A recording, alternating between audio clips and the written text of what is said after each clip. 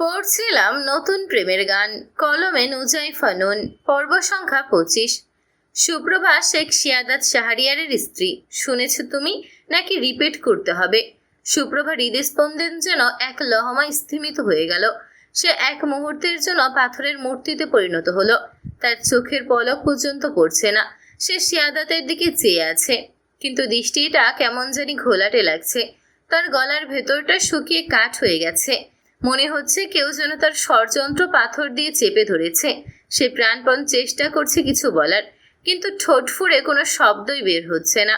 Nora ক্ষিপ্ত হয়ে এগিয়ে আসে সিয়াদাতের দিকে। চোখে একরাশ বিস্ময়, কণ্ঠে অবিশ্বাস নিয়ে প্রশ্ন ছুড়ে দেয়, কি বললে তুমি? কে তোমার স্ত্রী? নোরার উগ্র আচরণ সিয়াদাতের ভ্রু কুঞ্চিত করে দেয়। তার ঠোঁট বেঁকে যায় বিরক্তিতে। সে মন্দ্রস্বরে বলে, তোমার শ্রবণ শক্তি হ্রাস পেয়েছে নাকি? আমি রব তুলে সকলের সামনে বললাম সুপ্রভা আমার বিয়ে করাবো। কথাটা সবার কর্ণকুহরে প্রবেশ করলো, অথচ তোমার কর্ণগোচর হলো না। সুপ্রভার হাতটা তখন সিয়াদাতের হাতের মুঠোয় আবদ্ধ। তার সর্বাঙ্গ থরথর করে কাঁপছে। সে কি ঠিক শুনছে? সিয়াদাত কি বলছে? সুপ্রভা নিজের কানকেই বিশ্বাস করতে পারছে না। সে নিজেকে ধাতস্থ করে এক ঝটকায় সিয়াদাতের হাতের বেষ্টনী থেকে নিজেকে ছাড়িয়ে নেয়। কুপিত কণ্ঠে বলে, আপনি কি পাগল হয়ে গেছেন সিয়াদাত? আপনি জানেন আপনি ঠিক কি বলছেন?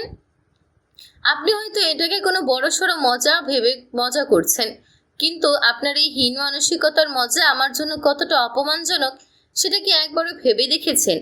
বিধবা বলে যা নয় তাই করবেন আমার সাথে। দয়া করে আমার সরলতাকে আর দুর্বলতা ভেবে ভুল করবেন না। সুপ্রভা একটু থেমে ম্লান স্বরে বলে, দয়া করে এই জঘন্য নাটকটা বন্ধ করুন। আমি আপনার এই পাগলামির অংশ হতে চাই না। সবার সামনে আমাকে এভাবে ছোট করার অধিকার আপনাকে কে দিয়েছে? সুপ্রভার কথায় পুরো হলরুমে নিস্তব্ধতা নেমে এলো। মোহনা শেখ বিস্ময়ে স্তম্ভিত, আর সিয়াদাত সে বরাবরের মতোই অটল। তার ঠোঁটের কোণে সেই রহস্যময় হাসিটা আরও একটু চওড়া হলো। সে সুপ্রভার দিকে একটু ঝুঁকে যায়, ধীর স্থির গলায় বলে, আমি মোটেও মজা করছি না সুপ্রভা। আমি যা করি তা ভেবে চিন্তেই করি, যা বলি ভেবে চিন্তেই বলি। এখন তুমি সেটাকে অপমান বলো আর দুর্ভাগ্য বলো, সত্যিটা এই যে তুমি এখন আমার আইনত স্ত্রী। সিয়াদাতের এই শীতল উত্তরের পর সুপ্রভার মনে হলো তার পায়ের তলা থেকে যেন মাটি সরে যাচ্ছে। সে বুঝতে পারছে এই মানুষটা মিথ্যে কথা বলছে না। সে সত্যিই কোনো এক সুদূর প্রসারী ষড়যন্ত্রের জালে তাকে আটকে ফেলেছে। আর ভাবতে পারে না সুপ্রভা। সে তড়িঘড়ি হাতের উল্টো পিঠে চোখের জল মুছে নেয়।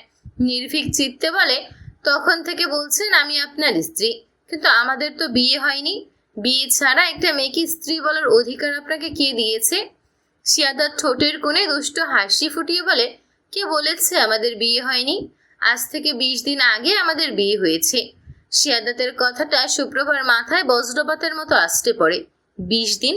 20 দিন ধরে সে সিয়াদাতের স্ত্রী, অথচ সে গুণাক্ষরেও টের পায়নি। তার চারপাশে তখন পৃথিবীটা যেন ঘূর্ণাবর্তের মতো ঘুরপাক খাচ্ছে। আজ সকাল থেকেই একটার পর একটা ধাক্কা সামলাতে সামলাতে সুপ্রভার শরীর অবশ হয়ে এসেছে। একটার পর একটা চমক পেয়ে তার মনে হচ্ছে আজ যেন চমক ডে। তাকে আরো একবার চমকে দিতে সিয়াদাত তার হাতে একটা পেপার ধরিয়ে দেয়। তেরসা হেসে বলে, মনে পড়ে গত মাসের সেই অফিস এগ্রিমেন্টের কথা? সেদিন অফিসে তোমাকে একটা এগ্রিমেন্ট পেপারে সাইন করতে বলেছিলাম। প্রজেক্টের জরুরি কাগজ বলেছিলাম তোমাকে। তুমি তো বেশ সরল বিশ্বাসে না পড়েই সাইন করে দিলে। সিয়াদাত থামে না, বরং সুপ্রভার আরো কাছাকাছি এগিয়ে আসে। তার কানের কাছে মুখ লাগিয়ে ফিসফিস করে বলে, ওটা কোনো অফিসের এগ্রিমেন্ট ছিল না সুপ্রভা। ওটা ছিল আমাদের ম্যারেজ রেজিস্ট্রি পেপার। সেদিন ওই অফিসে ওই টেবিলেই আইনত তুমি আমার স্ত্রী হয়ে গেছো। আজ শুধু তার আনুষ্ঠানিক ঘোষণা দিলাম মাত্র। সিয়াদাতের কথায় বাক্যহারা হয় সুপ্রভা। সে কিংকর্তব্য বিমূঢ় হয়ে দাঁড়িয়ে রয়। অতর্কিতে সিয়াদাতের চোখে চোখ পড়তেই সিয়াদাত বাম চোখ টিপ দেয়। দুষ্টু হেসে বলে, ফাইনালি তুমি প্রফেসর শেখ সিয়াদাত শাহরিয়ার হয়ে গেলে লাল চমচম। সিয়াদাতের কথাগুলো শুলের মতো সুপ্রভার বুকে বিঁধল। এক মুহূর্তের জন্য মনে হলো তার পায়ের তলার মাটি সরে যাচ্ছে। সিয়াদাতের চোখে মুখে সেই চিরচেনা দুষ্টুমি আর বিজয়ের হাসি এঁটে রয়েছে, কিন্তু সুপ্রভার ভেতরটা অপমানে আর রাগে ফুঁসছে। সে এক পা পিছিয়ে এসে সিয়াদাতের চোখের দিকে তাকিয়ে ধরা গলায় বলল, আপনি এত বড় একটা জালিয়াতি করলেন আমার সাথে। সই করানোর সময় একবারও মনে হলো না যে আমার মতামত নেওয়া উচিত ছিল? শিয়াদাতের ঠোঁটের কোণে লেগে থাকা হাসিটা এবার একটু ম্লান হলো।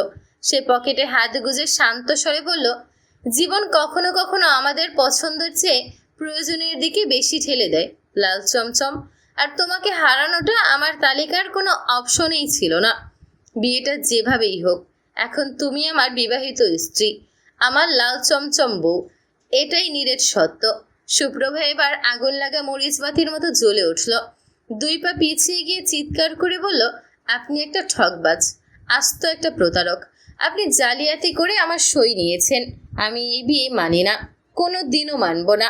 সুপ্রভার কথা রাগ করল না শিয়াদাত, বরং শান্ত ভঙ্গিতে পকেটে হাত দিয়ে দাঁড়ালো। সুপ্রভা পরাস্ত সৈনিকের ন্যায় মাথা নিচু করে দাঁড়িয়ে রইল। আকস্মাৎ তার হাতের পেপারের দিকে দৃষ্টি নিবদ্ধ হতেই কুটিল হাসল সুপ্রভা। অতিসত্বর বাম হাতের উল্টো পিঠে চোখের জল মুছে নিল।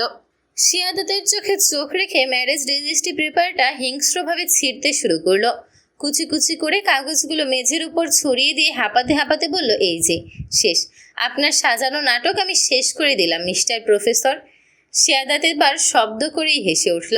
সুপ্রভার দিকে ঝুঁকে এসে ধীরস্থির গলায় বলল, তুমি যে এই কাজটা করবে সেটা আমি আগেই জানতাম লাল চমচম, তাই ব্যাকআপ রেডি করেই রেখেছি। তুমি যে পেপারটা ছিঁড়লে ওটা ছিল photocopy. Original marriage registry paper আমার উকিলের মাধ্যমে অনেক আগেই সেফ কাস্টাডিতে চলে গেছে। আইনত তুমি এখন মিসেস শিয়াদাত শাহরিয়ার। এটা কাগজ ছিঁড়ে বদলাতে পারবে না। শিয়াদাত সুপ্রভার আরও ঘনিষ্ঠ হলো। তার কানের কাছে মুখ নিয়ে ফিসফিস করে বলল, তুমি বরং মিষ্টি খাওয়ার প্রস্তুতি নাও, কারণ তোমার প্রফেসর বর কিন্তু খুব একটা ধৈর্যশীল মানুষ নয়। সুপ্রভা স্তম্ভিত হয়ে দাঁড়িয়ে রইল। তার চোখ দিয়ে অঝরে জল গড়িয়ে পড়ছে। অসংখ্য মানুষ দেখছে সেই দৃশ্য। কারো কাছে সুশ্রী লাগছে, আবার কারো কাছে কুশ্রী লাগছে। ব্যাপারটা নোটিশ করলেন ঈশিতা চৌধুরী। পরিস্থিতি সামাল দিতে এগিয়ে এলেন তিনি বেশ অভিজ্ঞ এবং দূরদর্শী নারী। পারিবারিক এই নাটকীয়তা যাতে বাইরের মানুষের কাছে তামাশার খোরাক না হয়, সেজন্য তিনি অত্যন্ত চতুরতার আশ্রয় নিলেন। তিনি মুখে স্নিগ্ধ হাসি ফুটিয়ে নিমন্ত্রিত অতিথির দিকে এগিয়ে গেলেন। বিনয়ের সাথে উচ্চস্বরে বললেন, আজকের মতো অনুষ্ঠান এখানেই শেষ করতে হচ্ছে।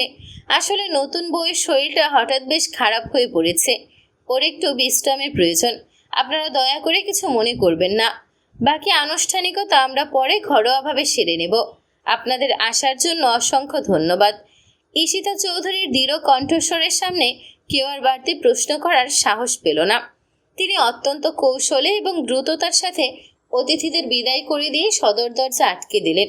মুহূর্তের মধ্যে গমগমে বাড়িটা নিস্তব্ধ হয়ে গেল। তিনি ধীর পায়ে সুপ্রভার সামনে এসে দাঁড়ালেন।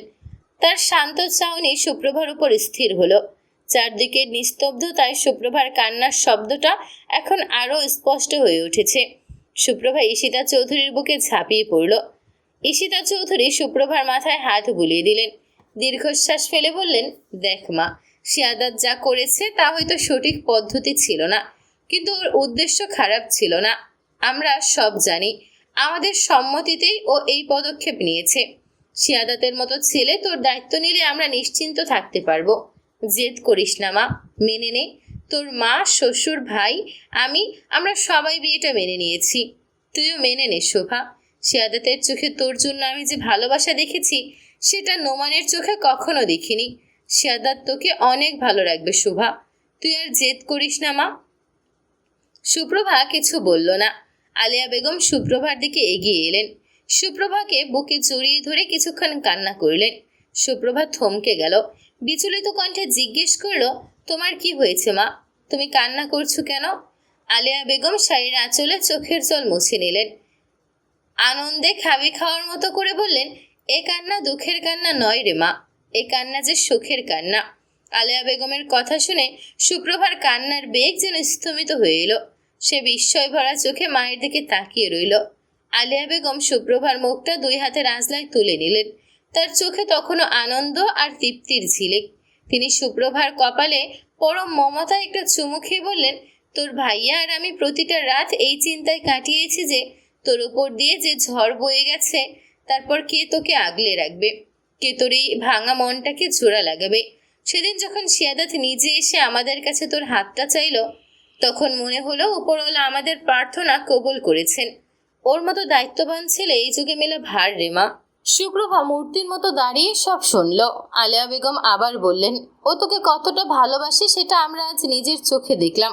তুই হয়তো এখন ওর উপর রেগে আছিস, কিন্তু বিশ্বাস কর সুপ্রভা, একজন মেয়ের কাছে তার সম্মানের চেয়ে বড় আর কিচ্ছু নেই। শিয়াদাত আজ সবার সামনে তোকে যে সম্মানটা দিল সেটা তোর প্রাপ্য ছিল। এখন তুই যদি জেদ ধরে থাকিস তবে সেটা শুধু তোর একার নয়, আমাদের সবার পরাজয় হবে। সৌরভ রহমত মিয়ার কাঁধে ভর দিয়ে সুপ্রভার দিকে এগিয়ে এলো। নরম স্বরে বলল, বোন, অনেক তো হলো, এবার না হয় একটু শান্ত হ।